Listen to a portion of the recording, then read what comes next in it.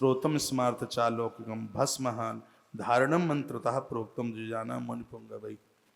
जब भी आप भस्म लगाते हैं तो उसमें महामृत्युंजय मंत्र बोलें। ओम त्र्यंबकम जजामहे सुगंधिम पुष्टिवर्धनम उर्वारुकमेव बंधनात् मृत्युर्मुक्षीयमामृतात्। महामृत्युंजय मंत्र बोल करके आप भगवान को भस्म समर्पित कीजिए। हम साउथ में बैठे हैं, दक्षिण में बैठे हैं। साउथ में भस्म की इतनी बड़ी महिमा है, यहाँ हरि और हर कोई भी भगत क्यों ना हो, साउथ में तो माताएं भी भस्म धारण करती हैं। भस्म आयु प्रदानित करती है। भस्म हमें अपने धर्म कर्मों से अलग नहीं होने देती। केवलम धारणम गेहम मन्येषाम आग्नेय मुच्यते भस्म वह दग्ध गोमय संभवम। गैया के गोबर का उपला जला करके जो भस्म धारण की जाती है, आम पीपल की लकड़ियां जला करके जो भस्म भगवान को समर्पित की जाती है, भगवान इससे बड़े खुश होते हैं, भारी राजी होते हैं। मैंने कभी आपको एक कथा सुनाई हो,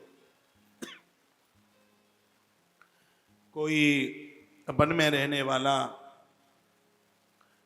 भेड़ बकरियां चराने वाला व्यक्ति, और तो वो कुछ पूजा पाठ के नाम पर कुछ जानता नहीं था, उसने कहीं से सुन लिया था और वह महादेव के ऊपर भस्म चढ़ाकर अपने नियम अपने संकल्प को पूरा करता। 40 साल हो गई थी उसे भस्म चढ़ाते चढ़ाते। लोग कहते हैं कि हम इतने समय से सुंदरकांड कर रहे हैं, हमें कुछ नहीं मिला। आप समझ नहीं पा रहे हैं, आपको बहुत कुछ मिला है। वो देता है तो टेलीफोन नहीं करता, वो चेक से दे देता है। 40 वर्ष हो गई थी उसको भस्म चढ़ाते हुए। महादेव ने सोचा भगत की थोड़ी परीक्षा ले ली जाए। आप व्रत करते हैं, उपवास करते हैं, तो उसमें बड़ी रुकावटें आपकी परीक्षा के लिए आती हैं। उसमें आप टहस नहस होते हैं कि कमर कस के खड़े रहते हैं। तो विशेष रूप से धार्मिक कार्यों में बड़ी परीक्षाएं होती हैं, उनमें आप अपना मूड खराब मत करना, परीक्षा देना। उस समय में ही आपने साध लिया, तभी तो पता लगेगा आप साधक हैं। साधक शब्द किसे कहते हैं? बहुत परेशानियां आने पर भी आप अपनी साधना में से भटके नहीं, क्रोध ना करें, मूड ना खराब करें, यही साधक की पहचान है। जिसने अपने आप को साध लिया, साधक। 40 साल हो गई थी उसे भस्म चढ़ाते हुए। महादेव ने परीक्षा ले डाली। वो मरघट से लाता भस्म, सुन लिया था उसने कहीं से, वो आकर के चढ़ाता, बड़ा खुश होता। तो एक दिन महादेव ने इंद्र को कहा गिरा दो पानी, किसी भी शमशान घाट पर राख ना रहे, पानी गिरा दो। सो इंद्र ने खूब पानी गिरा दिया। अब वो जहां जावे तहां सब शमशान घाटों में पानी। आजकल के सेट की व्यवस्था तो थी नहीं। वो बड़ी दूर दूर तक गया, उसको भस्म नहीं मिली। शाम के समय आया, हारा थका था, परेशान सा था, बैठ गया। पत्नी ने कहा परेशान से दिख रहे हो। वो रो पड़ा। वो कहता है देवी मैं 40 वर्ष से महादेव के ऊपर भस्म चढ़ाता था, क्या करूं, आज मेरा संकल्प खंडित हो रहा है, मैं बहुत परेशान हूं। पत्नी ने कहा कोई बात नहीं है, कल 2 बार चढ़ा देना, भोजन कर लो। वो रो रो करके कहता है कि भस्म कल 2 बार चढ़ा दूंगा तो भोजन भी कल ही 2 बार कर लूंगा, भस्म नहीं तो मैं पानी भी नहीं पीऊंगा। पत्नी ने देखा ये तो महादेव के बहुत बड़े भगत हैं। मैं आप माताओं को, बहनों को निवेदन करना चाहूंगा, आपका पति धार्मिक है, विरोध मत करना।